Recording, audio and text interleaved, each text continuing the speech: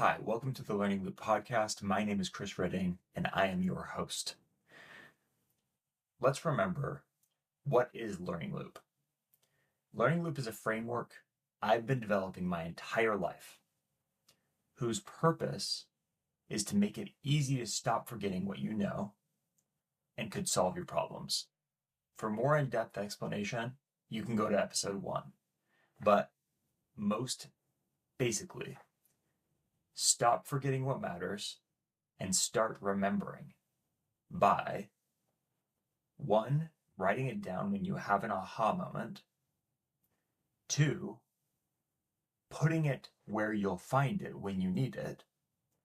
And 3, look for it when you need it. 3 steps to not forgetting what matters. So that sounds like a very obvious thing to do. And we all intuit that it probably should be easy. And many of us do the first step of Learning Loop all the time. We write down notes when something seems important. But as with lots of things, it's much harder in practice. Why? Answering why is the purpose of this podcast. It is to perfect Learning Loop by finding all of us as a community, the blockers, bottlenecks, thinking traps, and pragmatic problems we face in actually doing it. So, that's the overview of what the podcast is. And today, I want to flesh out the framework of Learning Loop a little bit by adding this word, pitfall.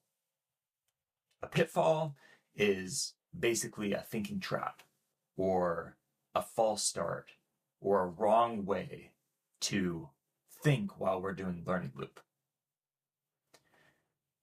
It gets in the way of us doing it. So, an example of this, with Learning Loop specifically, is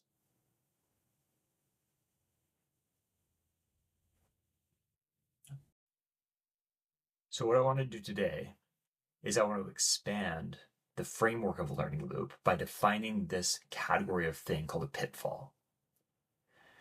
What is a pitfall?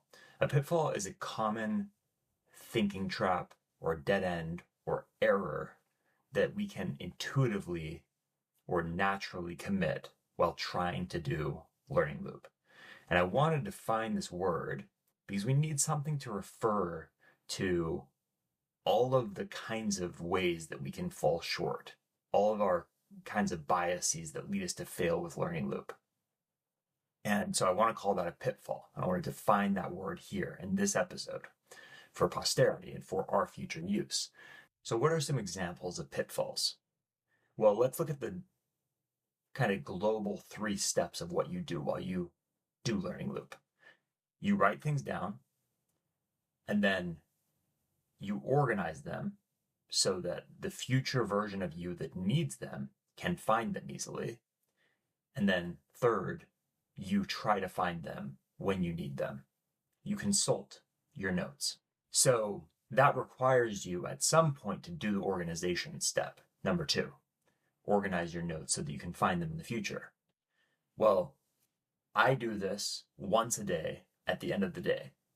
And something that I often run into that makes Learning Loop painful and not work and inorganic is that I'll look at the entirety of what I've written that day and I'll think that everything needs to be organized. So that's pitfall number 1, thinking that everything needs to be organized.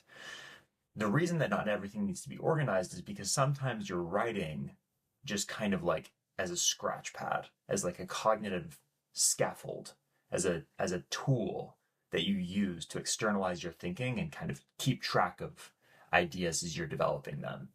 But then once you've kind of gotten what you need out of the writing, that writing itself isn't really useful to solve a problem anymore.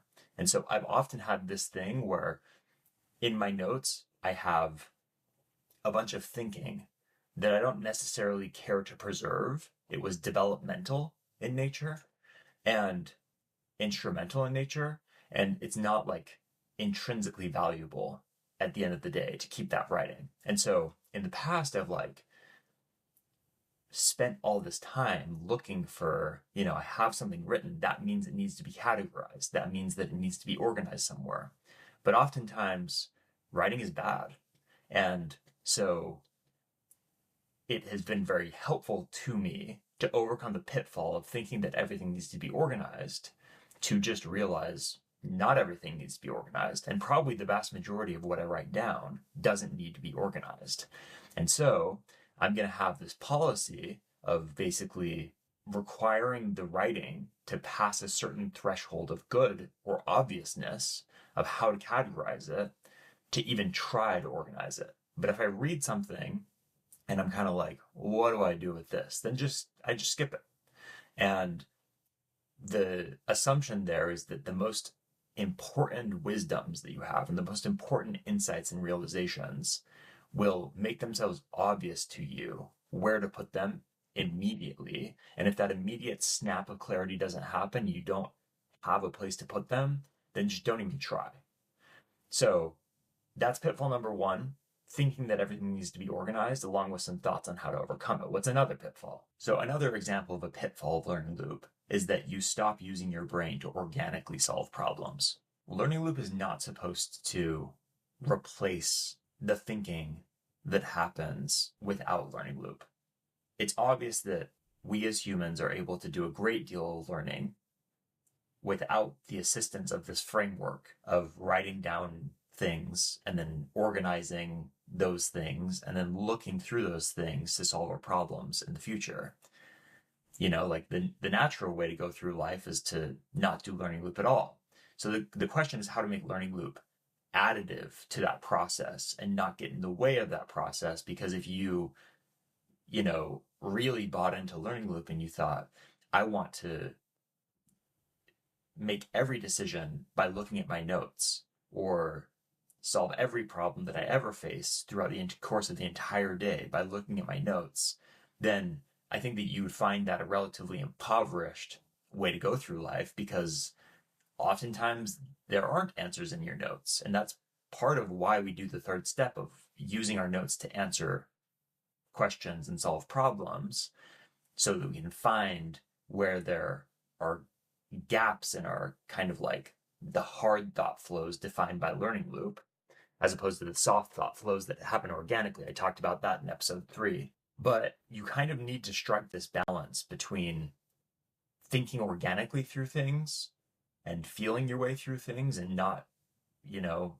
getting rid of your intuition and your natural ways of thinking, and to augment that and to complement that with the reliability of and the comprehensiveness of learning loop. Learning loop is basically things that you have told yourself in the past. I don't want to forget this next time I'm in that situation.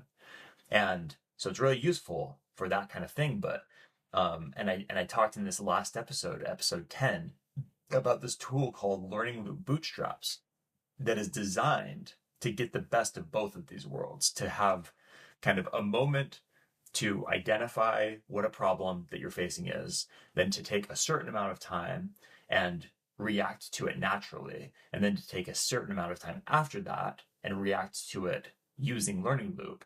And then after that, you kind of decide your reaction, and that way you have access to your organic thoughts, and you also have access to the learning loop assisted thoughts. And that's like something that I have found to be very, very helpful. So that is an example of another pitfall. You stop using your brain to organically solve problems. So we've gone over a couple of pitfalls. We've gone over the definition of pitfall.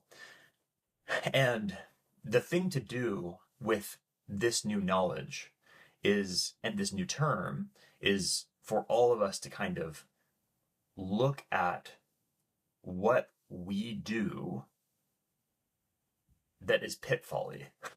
What are the pitfalls that you face while you try to use learning loop? And what is the name that you put to them? Like, what gets in the way of you doing these 3 steps of writing down the most salient notes, organizing those notes to solve your future problems, and then looking for those notes when you face those future problems? In that process, as you loop through the day, What's kind of making the process feel bad? What's